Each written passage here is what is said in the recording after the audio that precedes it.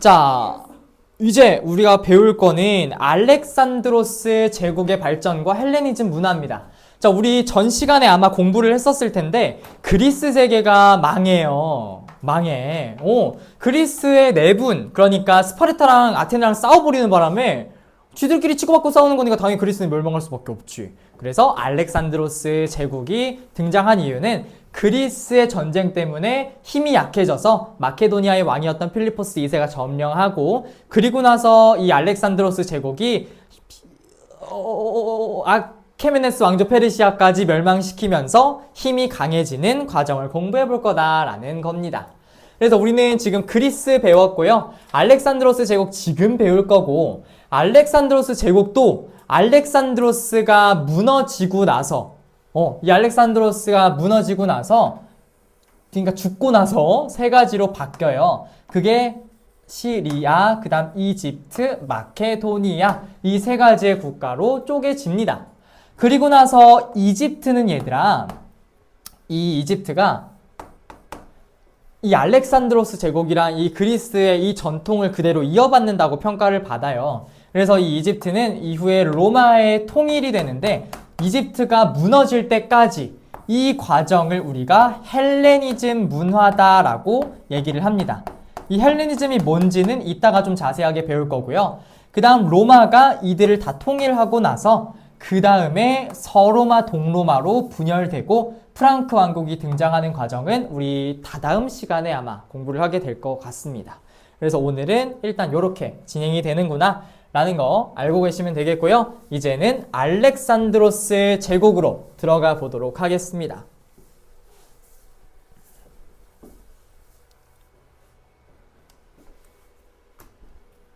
자, 들어가 볼게요. 자, 필기 시작. 알렉산드로스.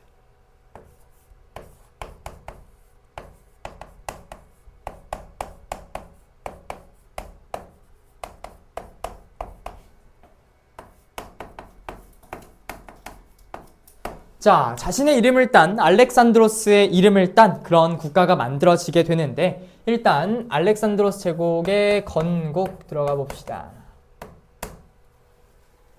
근데 얘들아, 알렉산드로스 제국을 건국한 사람이 누구겠어? 알렉산드로스야.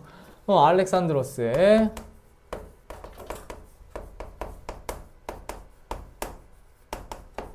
근데 중요한 거는 이 사람의 출신이 마케도니아 출신이었다는 걸 알고 있어야 돼요. 마케도니아는 나라 이름입니다. 자, 그래서 건국을 이 사람이 했구나라는 걸 알고 계시면 되고요. 그 다음 특징으로 넘어가 보도록 하겠습니다. 자, 우리 알렉산드로스 제국의 특징 1번부터 들어가 보도록 할게요. 자, 일단 영토를 어디까지 넓히냐면, 얘들아, 이 서양에서 오른쪽으로 살짝 가게 되면 있는 데가 서아시아지. 서아시아 쪽에 조금 더 가면은 중앙아시아까지 있는데, 이 중앙아시아까지도 먹어요. 영토를 엄청 많이 먹은 거야. 그리고 중앙아시아에서 멈추지 않고 어디까지 가냐면 인도 위쪽까지 갔어. 인도 위쪽. 그 인도 위쪽이 어디냐면 인더스강이지? 그 인더스강 유역까지 먹으러 온 거야. 그러니까 알렉산드로스는 이런 생각을 했다? 이 사람이 원했던 거는 뭐였냐면 바다를 보고 싶었어. 그러니까 오른쪽으로 쭉 정벌하다 보면 바다가 나오겠지? 하고 생각을 했는데 바다가 안 나와. 인도까지 왔는데 안 나와. 그래가지고 너무 놀란 거지. 그래서 위로도 정복했다가 아래도 정복했다가 영토가 미친 듯이 넓어지게 됩니다. 그러니까 그래서 나중에는 얘들 어떻게 됐냐면 한니발이라고 나중에 카르타고 로마 전쟁할 때 배울 인물이 있는데 엄청난 장군이야. 한니발 장군이. 그 한니발 장군의 롤모델이 바로 이 알렉산드로스였어요. 그 정도로 와우, 정말 영토 확장에 미친 사람이었어, 이 사람이. 그래서 알렉산드로스 기억하면 되고요. 일단 두 번째, 그리스 페르시아 전쟁 때문에 무너져 가던 아케메네스 왕조 페르시아, 이때 무너진다 했었지?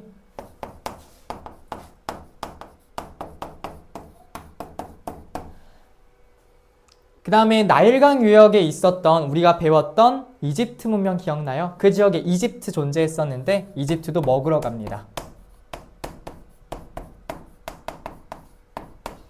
하지만 알렉산드로스 죽고 나서 이집트는 부활합니다. 자, 그 다음 세 번째 특징을 보자면 피정복민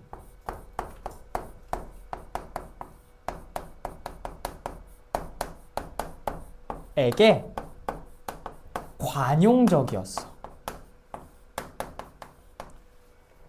이게 무슨 말인지 한번 보자. 이 알렉산드로스가 정복을 하고 나서 생각을 했던 건 이거야. 아, 내가 이 사람들한테 잘 대해주는 것이 일단 제일 중요하겠다라는 생각을 했어. 여기 얘들아, 정복한 사람들은 그리스인도 있고 페르시아인도 있고 마케도니아인도 되게 많을 거 아니야. 그 사람들을 융합시켰어, 일단. 그래서 일단 지역을 하나 만들게 되는데 자기의 이름, 이 알렉산드로스는 내가 봤을 때 자기애가 되게 강했던 사람인 것 같아. 도시 이름을 뭐라고 당시에 불렀냐면 알렉산드리아라고 불렀어요. 알렉산드리아. 이걸 건설을 일단 하게 돼서 여기에서 그리스인과 페르시아인을 결혼을 많이 장려합니다. 얘들아, 결혼을 하게 되면 가족이잖아. 가족이랑 싸울까 안 싸울까? 싸우긴 하지만 그래도 막 서로 죽이고 이러진 않잖아. 야, 뉴스에 나오는 그런 이야기들 말고 대부분은 얘들아 안 싸우잖아. 사이가 좋아야 돼. 그런 식으로 좋게끔 일단 장려를 했었던 게 이 알렉산드로스 제국의 일단 특징이에요. 그러니까 서로 가족이 되고, 그럼 그 가족은 그리스 문화랑 페르시아 문화랑 융합된 베이비가 탄생하는 거잖아. 그런 식으로 사람들의 격차를 줄여나가려고 노력을 했었던 사람이야. 오, 알렉산드로스는 그랬구나 라는 게 특징이에요. 됐나요? 자, 그 다음 3번 문화의 특징을 한번 봅시다. 문화 중요해. 헬레니즘.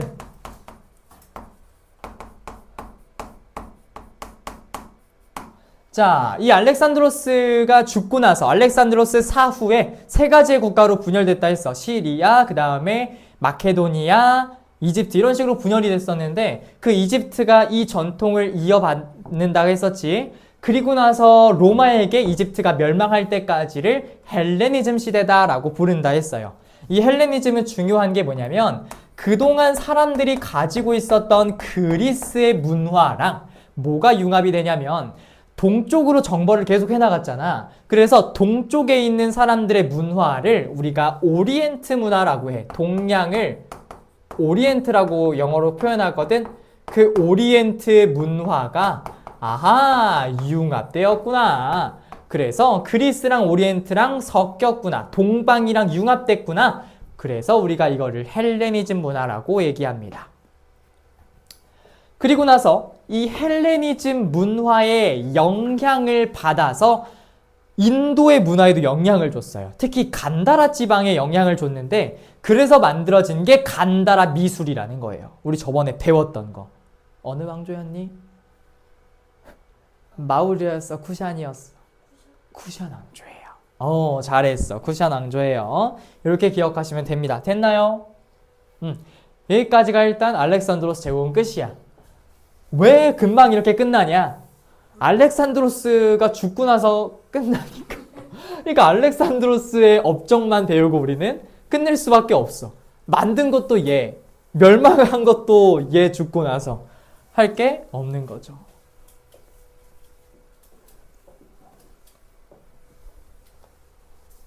자, 좋습니다. 자, 그럼 마지막 문화인데 이 문화가 시험 문제에 사실 더 잘 나와요. 그래서 중요하다. 자, 우리는 그리스 문화부터 들어가 보도록 하겠습니다. 자, 그리스 문화의 일단 성격부터 가볼게요.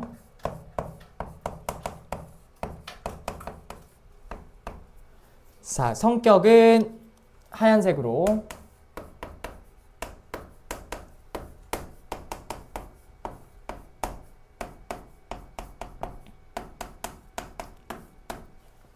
일단 합리적인 문화였어.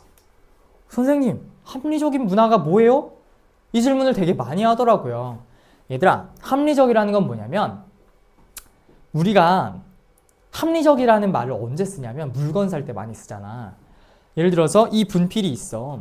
이 분필이 있는데 이거 얼마짜리처럼 보여? 이 분필이랑 홀더까지 해서 2,000원처럼 보여. 10,000원이에요. 10,000원. 근데 얘들아, 이게 10,000원이잖아. 이 분필, 이 하얀색 분필은 50,000원이라고 쳐보자.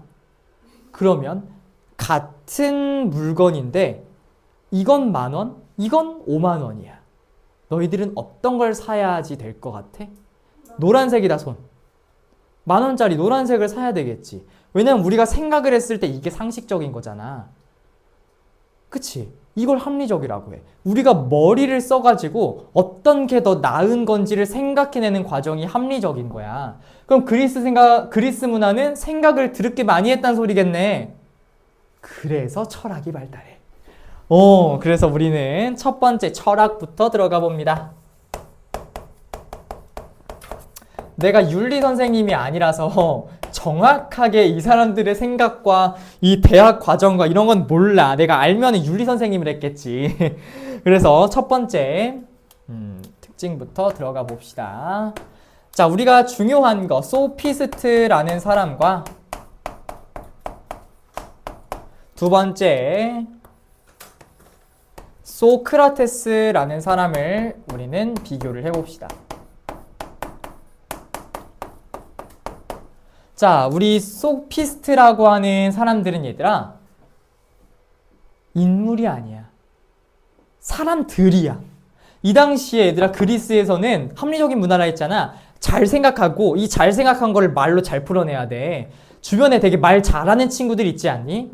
그치? 그 말을 잘하는 사람들이 있고 말을 못하는 사람들이 있어. 발표할 때 막 떨리고 잘 못하는 애들도 있잖아. 근데 그러면 그리스에서는요 도태돼요. 말 못하잖아? 거의 이상한 사람 취급, 페인 취급해. 그러니까 말을 잘하는 게 제일 베스트여서 당시에 웅변학원, 말을 잘하는 학원들이 있었어. 그 학원들의 교사를 우리는 소피스트라고 불러요. 그러니까 가르치는 선생님들인 거야. 그런데 이 소피스트랑 소크라테스 뭐 이런 사람들이 있었어. 이 소피스트들은 뭐라고 생각을 했냐면 진리는 항상 상대적이다라고 얘기를 했어. 이 소피스트의 대표적인 사람이 프로타고라스라는 사람이 있었어. 이 프로타고라스는 인간은 만물의 척도라고 주장을 했거든. 그러니까 인간은 모든 것들의 기준이라는 거야. 그럼 인간은 기준이니까 기준에 따라서 뭐든지 달라질 수 있는 거 아니야? 그래서 이들은 윤리가 상대적이라고 항상 주장을 했었거든. 근데 소크라테스는 일반적인 보편적인 도덕이 존재한다고 하면서 진리의 절대성을 주장하게 되지요. 혹시 소크라테스의 엄청난 유명한 명언 아는 사람? 내 자신을 알라. 맞아. 너 자신을 알라. 이 말을 했었단 말이야. 그래서 이거에 대한 얘기를 살짝 좀 해보려고 해요. 제 썰을 조금 재미없겠지만 그래도 일단 수업에 관련 있는 내용이니까 들어 그냥. 내가 고등학교 2학년이 딱 되자마자 전에 얘기했었던 것 같아. 너 1학년 때 내가 가르쳤으니까. 나를 괴롭히던 아이들이 있었어.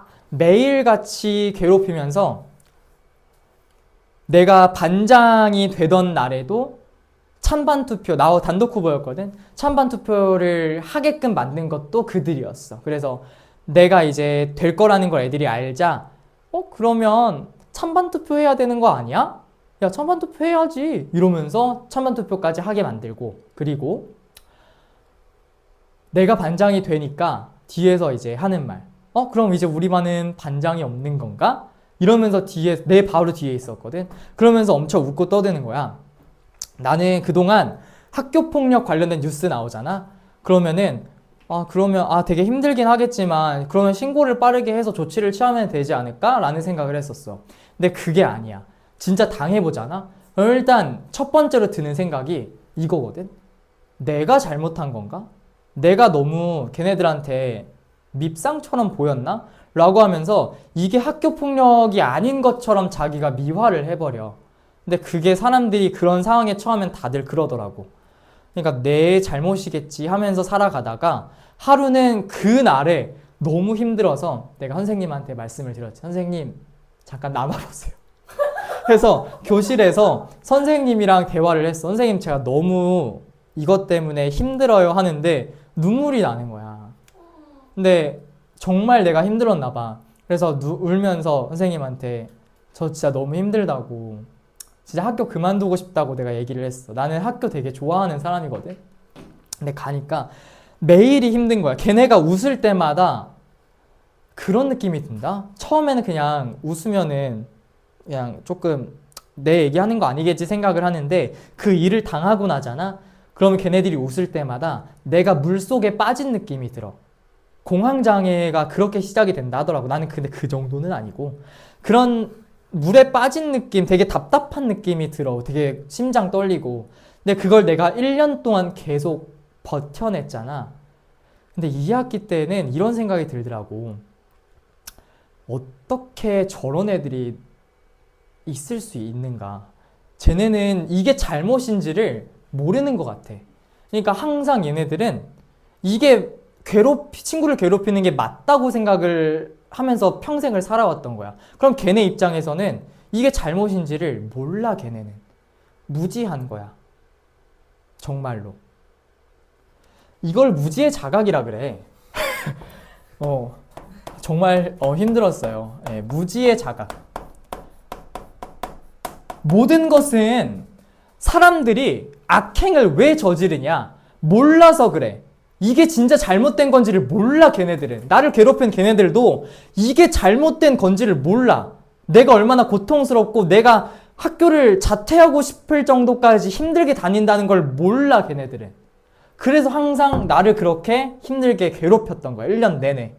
그게 악행이 무지에서 시작되기 때문이다. 이걸 주장했던 게 소크라테스야. 그러니까 이런 거는 공식인 거야. 무지의 자각은 우리가 선을 실현하기 위한 첫 번째 출발이다. 이런 걸 정해놓은 거야. 그러니까 항상 절대적일 수밖에 없는 거지. 다음 세 번째, 플라톤. 이 플라톤은 얘들아, 우리가 살고 있는 거는 햇빛에 비춰진 모습에 동굴의 그림자에 불과하다고 생각을 했어. 그러니까 실제 우리가 생각하는 이상세계가 따로 존재한다고 생각을 했거든. 그게 이데아라는 표현이야. 그래서 그런 이상세계에 대한 내용들을 이야기를 했고요. 그 다음에 아리스토텔레스.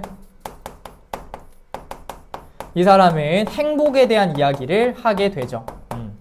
어떻게 해야지 행복하지? 그 다음에 가족에게는 어떤 사랑이 있을까? 그 다음에 어떤 덕이 있을까? 이런 덕윤리를 강조했던 게 아리스토텔레스다 라는 거 기억하시면 됩니다. 그 다음 세 번째, 건축 양식. 자, 중요합니다. 파르테논 신전.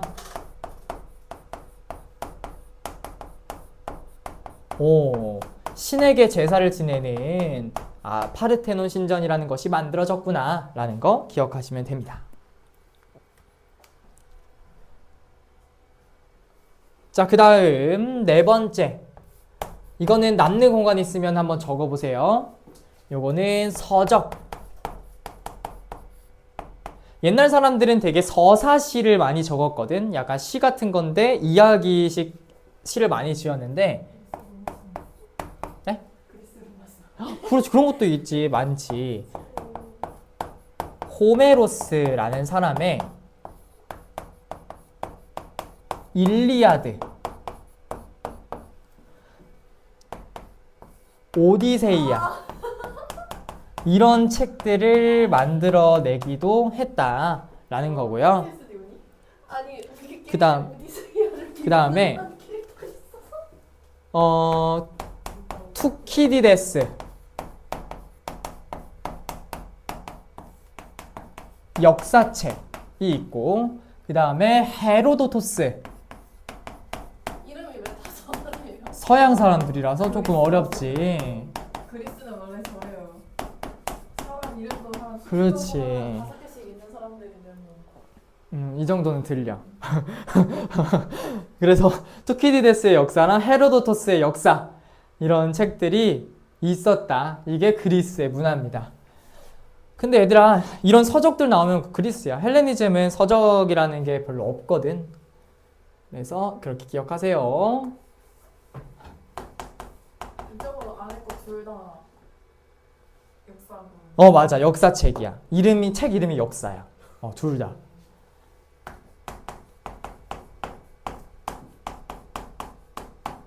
자, 우리 헬레니즘의 성격 1번. 근데 이거 어차피 그냥 옆이 똑같으니까 그냥 이런 거 빼고 그냥 적을게. 자, 이들이 가지고 있는 성격은 세계 시민주의. 그리스까지만 하더라도 얘들아, 우리는 폴리스 안에서만 생활을 하니까 그냥 그 안에서 자기의 역할만 충실히 살면 되는 거잖아. 근데 이제는 알렉산더 대왕 때문에 정말 많은 영토에서 정말 다양한 사람들, 또라이, 생또라이도 다 만나잖아. 그러다 보니까 세계가 이렇게 넓구나. 나는 이 세계의 시민 중에 일부일 뿐이구나 라는 생각을 하기 시작해. 그래서 세계 시민주의는 넓어진 영토 때문에 생겨난 생각이라고 보시면 되겠습니다. 그 다음 철학은요, 대표적으로 두 가지가 있어. 첫 번째, 스토아 학파.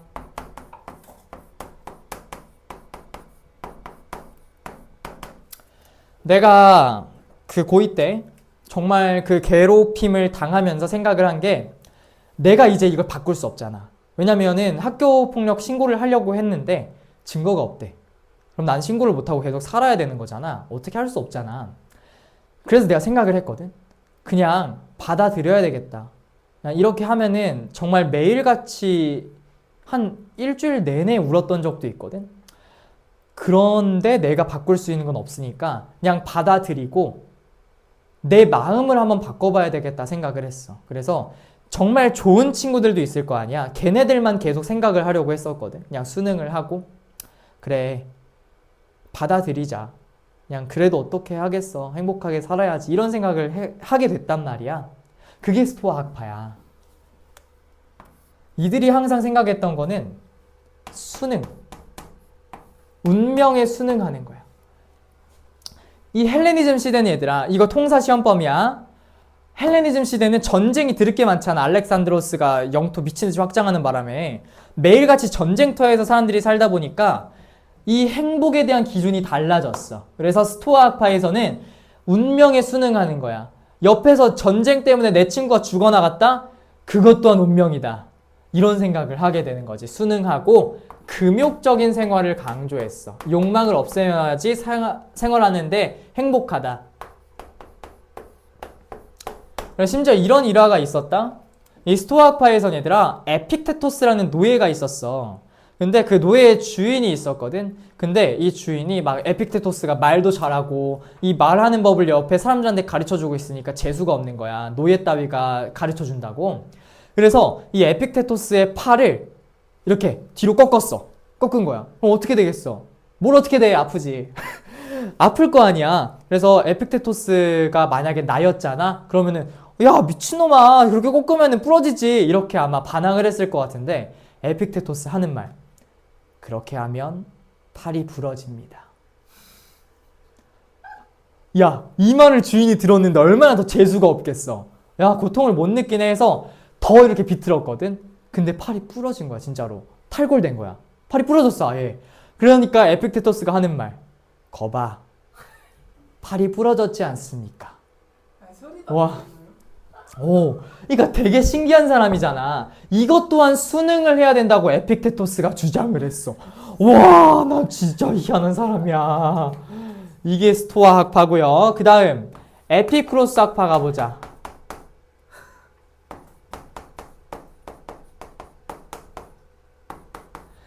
이 에피쿠로스 학파에서는 뭘 주장하냐면 약간 쾌락을 중요시 여겼어요. 그래서 우리는 육체적인 쾌락 말고 정신적으로 쾌락을 중요시 여겨야 된다. 이렇게 주장을 합니다. 그래야지 행복해질 수 있다. 자, 그 다음에 마지막 건축 양식 들어가 보도록 할게요. 건축에는 라오콘상 이라고 하는 것과 밀로의 비너스상이라는 것이 있어요. 교과서에 있어요. 다리우스 1세가 마라톤에 군대를 상륙을 시키자 이에 맞서 가라고 돼 있는데 여기서 끝났어. 다리우스 1세는 아케메네스 왕조 페르시아 사람이었고 이 아케메네스 왕조 페르시아랑 전쟁을 한 거잖아. 그러니까 이 가 국가라고 하는 것은 그리스가 되겠네요. 그럼 그리스에 대한 설명을 골라주면 되는데 왕의 길을 개척하였다라고 나왔어. 왕의 길. 얘들아 이거 뭐였을까? 아케메네스 왕조 페르시아가 되겠네요. 그 다음에 함무라비 법전을 편찬하였다. 요거는 바빌로니아 왕국이 되겠고요. 자, 그 다음에 조로아스터교를 국교로 삼았다. 이거 국교로 삼은 거 뭐였어? 그렇지, 사산왕조 페르시아. 그 다음에 솔로몬 왕식의 전성기를 이루었다. 나오면은 헤브라이라는 국가가 되겠네요. 자, 그 다음 그리스 페르시아 전쟁을 승리로 이끌었다. 요게 그리스에 대한 설명이 되겠네요. 이렇게 체크하시면 되겠습니다. 자, 그 다음 가나 시기 사이에 있었던 사실로 옳은 것은 자, 여기 보면은 페르시아의 대함대가 마라톤에 상륙을 했네. 마라톤 전투가 이어지고 있는 상황이니까 아하, 그리스랑 페르시아랑 싸우고 있는 거구나 라는 걸 알 수 있습니다. 자, 그 다음에 아테네를 비롯한 그리스 연합군이랑 필리포스 2세가 이끄는 마케도니아랑 그리스가 망했구나. 그리스의 멸망이 되겠네요. 그럼 그리스가 멸망하고 이 사이에 들어가야 되는 사실이니까 페리클레스의 정책이나 아니면 페리클레스가 있었던 시기에 펠로폰네소스 전쟁이 들어가면 되겠네요. 정답 3번 나와 버렸네. 안동도 호부, 게림도 독부 이런 거 설치하는 건 다 당나라라 그랬었고 솔론의 개혁은 가전, 에게의 미케네 문명 가전, 그 다음에 이거 아시리아니까 가전 이렇게 되겠네요. 그 다음 3번 문제 밑줄 친 제국에 대한 설명으로 옳은 것은 이민족의 반란의 충격으로 제국이 통일을 이루었다. 자, 바빌론 이런 국가들을 엄청나게 통일을 한 국가였나 봐요. 파라오 네코 2세는 이 틈을 타서 시리아를 차지한 후에 유프라테스강 유역으로 진출하면서 새로운 대국 건설을 꿈꾸었다. 메디아 군대와 함께 제국 최후에 보루 하란성을 함락시켰던 바빌로니아 군대의 기세를 당할 수 없었다. 바빌론 이런 말 나오잖아. 근데 이걸 통일을 했잖아. 그럼 최초로 서아시아를 통일한 국가 아시리아에 대한 설명이에요. 항상 이 바빌론에 대한 내용이 나오잖아. 그럼 이걸 통일한 거는 아시리아, 이 대제국을 건설한 이 국가밖에 없어요. 그래서 아시리아에 대한 설명이니까 니네베를 수도로 삼았다. 요게 정답이 되겠네요. 쿠시안 왕조랑 교류하였다는 서역의 국가, 그 다음에 한나라 이런 나라들이 있을 거고 알렉산드리아 건설했던 건 알렉산드로스 제국, 조로아스터교를 국교로 삼았다 나오면 사산 왕조 페르시아, 그 다음에 그리스 군대와 격돌하였대. 요거는 아케메네스 왕조 페르시아가 되겠네요.